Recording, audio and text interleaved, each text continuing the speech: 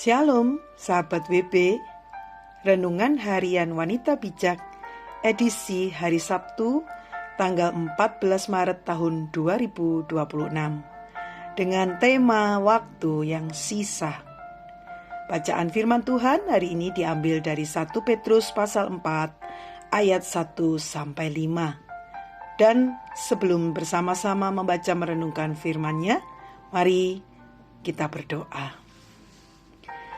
Ya Bapa, terima kasih untuk anugerah yang selalu kami terima baru di dalam hidup kami Tuhan.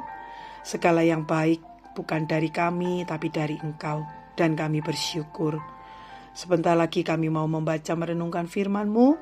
Ya Roh Kudus, terangilah hati kami, supaya kami mengerti dan dimampukan melakukan. Dalam nama Tuhan Yesus, amin.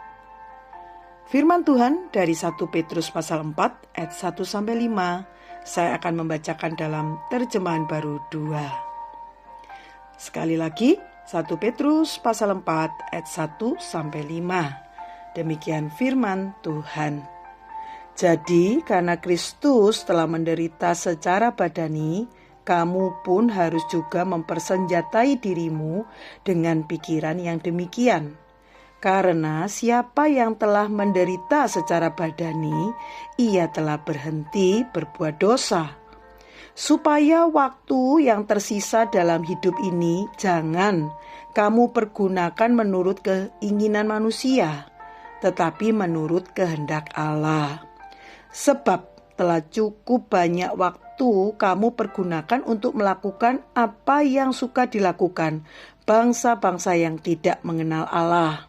Kamu telah hidup dalam berbagai hawa nafsu, keinginan, kemabukan, pesta pora, perjamuan minum, dan penyembahan berhala yang terlarang. Sebab itu mereka heran bahwa kamu tidak turut menceburkan diri bersama mereka di dalam kubangan ketidaksenonohan yang sama, dan mereka memfitnah kamu. Namun mereka harus memberi pertanggungjawaban kepada Dia yang telah siap sedia menghakimi orang yang hidup dan yang mati. Mari sahabat WB, kita membaca perlahan dengan penuh perhatian ayat bacaan hari ini, sambil terus berdoa meminta Roh Kudus menolong kita memahami kehendak-Nya. Apa yang firman Tuhan peringatkan tentang waktu di ayat 2?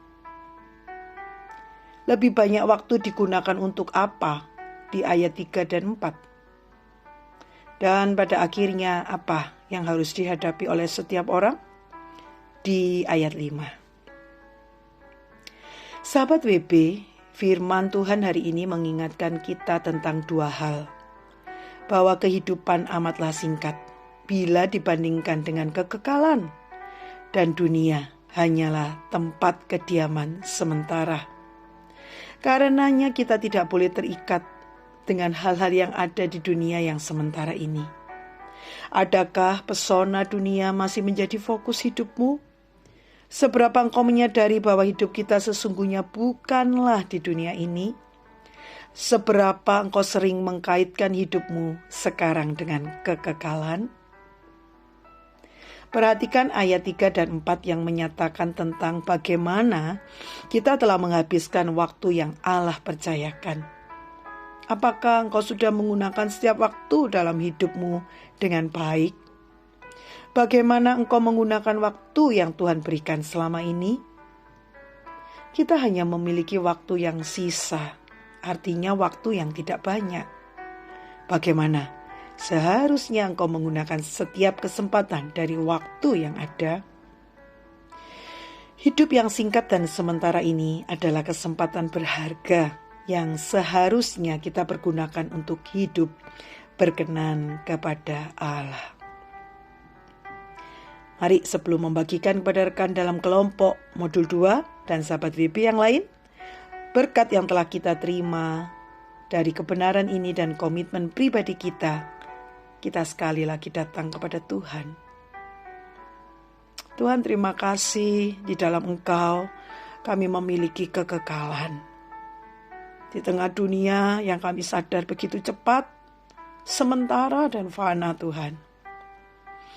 Untuk itu Tuhan, mampukan kami Tuhan terus mengerti kehendak-Mu, menjalani hidup waktu yang sisa ini dengan benar. Sehingga nanti ketika kami harus memberi pertanggungjawaban, kami siap Tuhan. Mampukan kami Tuhan dengan anugerah-Mu. Dalam nama Tuhan Yesus kami memohon. Amin.